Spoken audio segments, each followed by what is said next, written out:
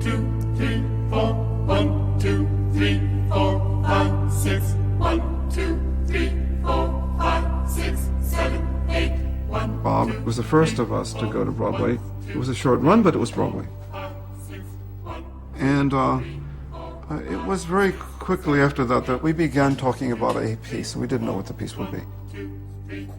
We came up with the title Einstein on the Beach.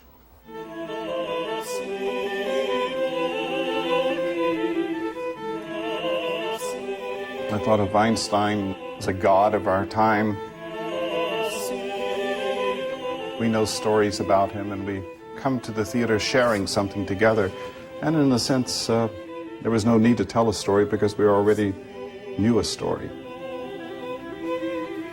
How this man, who was a pacifist, also contributed to the splitting of the atom.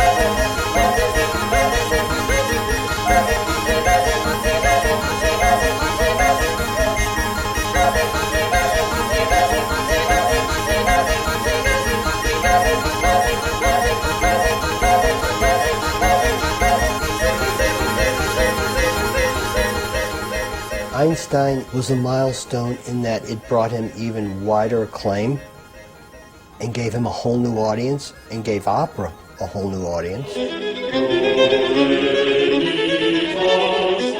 I think it's the first time in the history of opera in which the opera music was composed around the stage sets.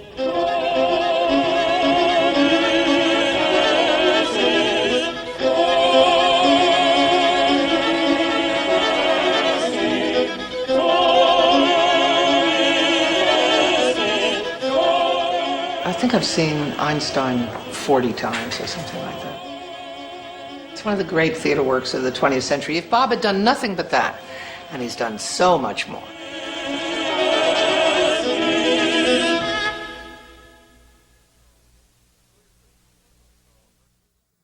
When we first made Einstein, I went to the Metropolitan Opera and asked them if they would do it. I went to the National Endowment for the Arts and asked if they would support an opera, and they said that sort of thing should not be in a conventional theater. You should do that in a loft downtown. So I thought, well, let's see. I think it should be right in our major opera house. And everyone was afraid that we wouldn't get an audience. There wouldn't be a public that would come for something like that at the Met, that it wouldn't be for their audience. I tried everywhere to raise this money. I went to Paris, France, Einstein on the Beach. It was a commission by Michel Guy, who was the Minister of Culture at that time.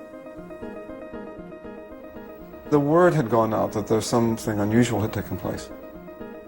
Jane Herman was in charge of special events at the Met. So Jane Herman came over to see the piece. She said, well, maybe as a special event we could bring it to the Met. But they wanted me, Robert Wilson, Berthoven Foundation, to produce it on their day off. They would allow me to rent the house on a Sunday with triple time wages. I was bankrupt, I had no money. I said, let's go for it.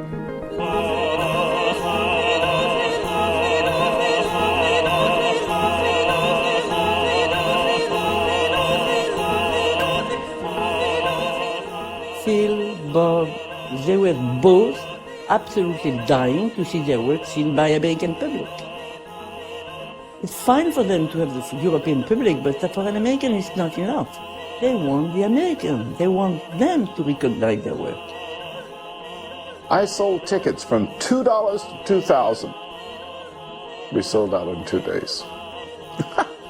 And I put the $2 tickets next to the 2,000 tickets. This Court of Common Pleas is now in session. We all went as a family, and we were all quite impressed. And I had never been to the Met before, and we were sitting in like the director's box, and we all felt very special and important.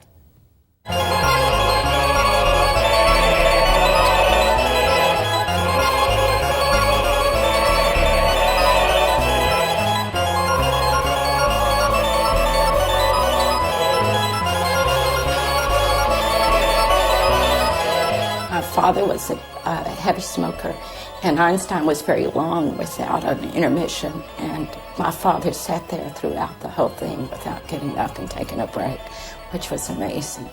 And then at the end of it, when people were standing and clapping and cheering, I just looked at him, and there was tears and such pride in his face that it was quite amazing.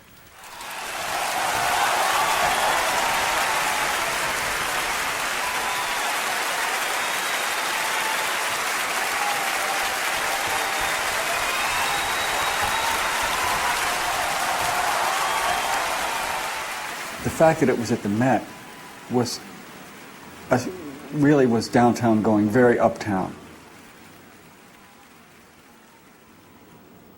What was, I think, shocking for many people was to see the ideas and the aesthetic and these, I guess you could call them downtown elements that Bob was embodied in many ways, done with a professionalism that's equal to anything else on Broadway or at the Met Opera. It was a way of saying we are equal. My father said, wow, he said, this is very impressive. He said, you must be making a lot of money. I said, no, Dad, I'm not. I said, I produce this work. It cost $1 million to produce it. I raised $850,000. I'm $150,000 in debt. $150,000 in debt? I said, yes, sir, I am. He said, son, I didn't know you were smart enough to be able to lose $150,000. It's probably the nicest thing he ever said to me. I said, Dad, it wasn't easy. It was a lot of work. It was really hard. We always think of fame and fortune as if they go together, but they don't really. The fame may come first, and the fortune may come, and it may not come.